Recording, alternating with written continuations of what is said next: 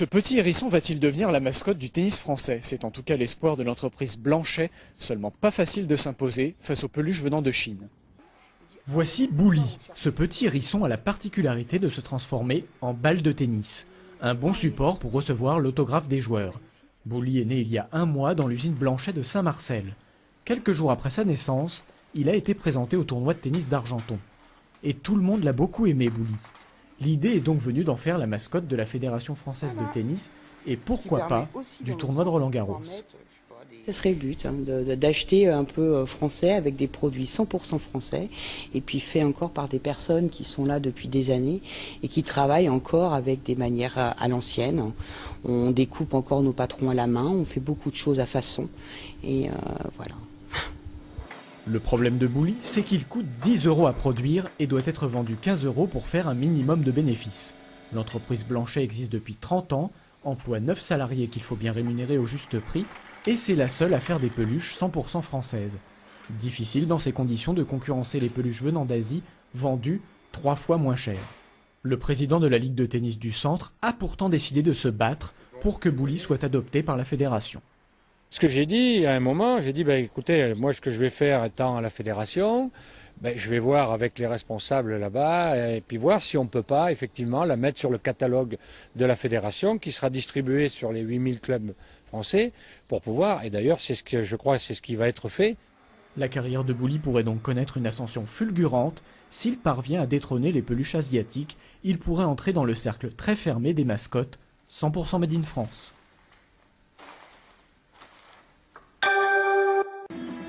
Une centaine de personnes ont manifesté ce matin dans les rues de Bourges pour une meilleure reconnaissance de la pénibilité dans le travail, mais aussi contre la réforme des retraites adoptée en novembre dernier par le Parlement. Parmi les manifestants, des salariés, mais aussi quelques retraités, tous ont répondu à l'appel national lancé par plusieurs syndicats. Je suis mère de 3 enfants, donc je suis partie à 54 ans. On m'a obligée de partir à 54 ans, parce que sinon je perdais tout ce que j'avais. Mais vous vous rendez compte, toutes ces femmes qui ont des carrières incomplètes, qui ont travaillé à temps partiel, qui se sont arrêtées pour élever leurs enfants, dans quelles conditions vont-elles partir à 62 ans, 65 ans, 67 ans ? Les manifestants ont remis leurs revendications au siège local du MEDEF avant de se diriger vers la préfecture. 2 jours après le suicide d'un salarié de France Télécom, la question des conditions de travail est au cœur des revendications. France Télécom déjà est précurseur d'une certaine organisation du travail qui impose la mobilité à ses personnels, qui impose des temps de travail et des conditions de travail complètement destructrices de santé et d'emploi, puisque même dans le département du Cher, il y a quand même des postes qui ont été supprimés, des conditions de travail qui se sont dégradées. À Châteauroux, ils étaient une 60aine de manifestants rassemblés place Lafayette. Une délégation a pris la direction de l'Union patronale afin d'y être reçue. De nombreuses manifestations comme celle-ci ont eu lieu aujourd'hui dans plusieurs villes de France, dans le cadre de la Journée internationale d'action pour la santé et la sécurité au travail. Les demandeurs d'emploi en région centre étaient 95 960 en mars, soit 2% de moins qu'en février. En Berry, la tendance est aussi au recul du chômage. Le Bon Élève et l'Indre, avec 7 791 chômeurs de catégorie A. La baisse est de 2,5% sur un mois et de 5,6% en un an. Dans le Cher, 12 632 demandeurs d'emploi sont enregistrés. Le recul est de 1,2% sur un mois, mais on note une hausse de 0,3% sur un an. Le taux de chômage s'établit à 8% dans l'Indre et 9,2% dans le Cher. Romuald Moreau est à la tête d'une entreprise d'installation et de dépannage électrique. Son activité l'amène souvent en centre-ville de Bourges. Mais pour les petits artisans comme lui, c'est un terrain miné. Il est obligé de faire quoi? Il n'a pas d'autorisation de stationnement. Là, il fait comment? Tout de suite maintenant, s'il est obligé d'aller travailler, voilà, il va faire une fermeture, il fait un dépannage pour la porte qui ne ferme plus.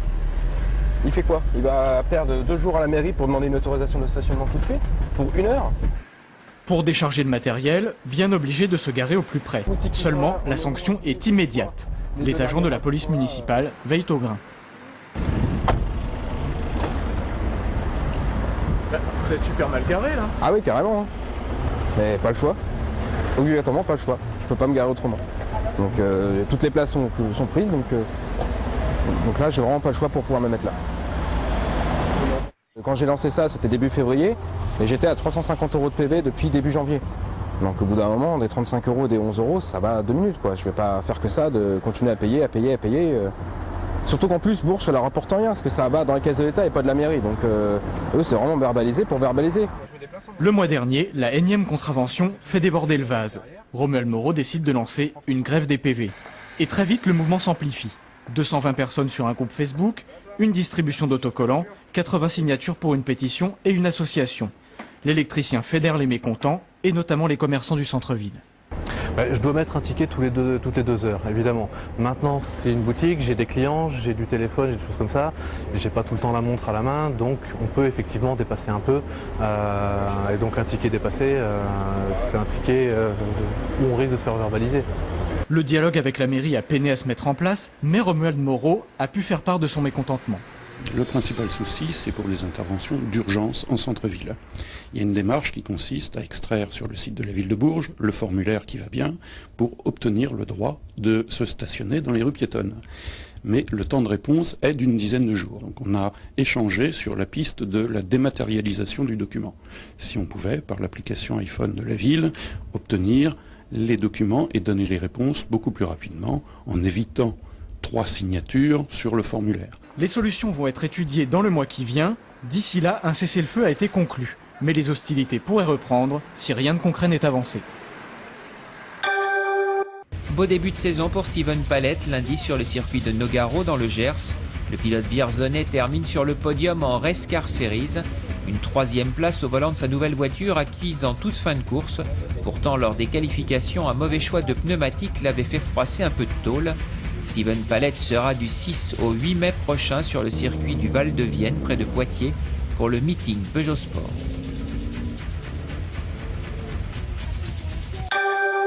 Le 20 mai prochain, le Festival de la Voix de Châteauroux débutera ici à Equinox, inaugurant la saison de musique en Berry. En 6 ans d'existence, le réseau Musique en Berry a fédéré une dizaine de festivals dans les 2 départements. Le festival de Nohant, les Listomania ou les très riches heures de l'orgue en Berry en font partie. Des valeurs sûres comme le festival de Boucard qui fête cette année ses 45 ans d'existence et qui fut présent dès la constitution de ce réseau. Nous avons comme commun dénominateur une exigence de qualité dans la musique et tout de même autour d'un lieu et de musique classique, il faut bien le dire. C'est ce qui nous fédère et c'est ça qui a fait que nous avons souhaité mettre nos moyens en commun. Grâce à la mutualisation des moyens, ces manifestations peuvent bénéficier d'une communication élargie financée en grande partie par les 2 comités départementaux du tourisme. Cette année, un nouveau visuel permettra d'identifier le réseau.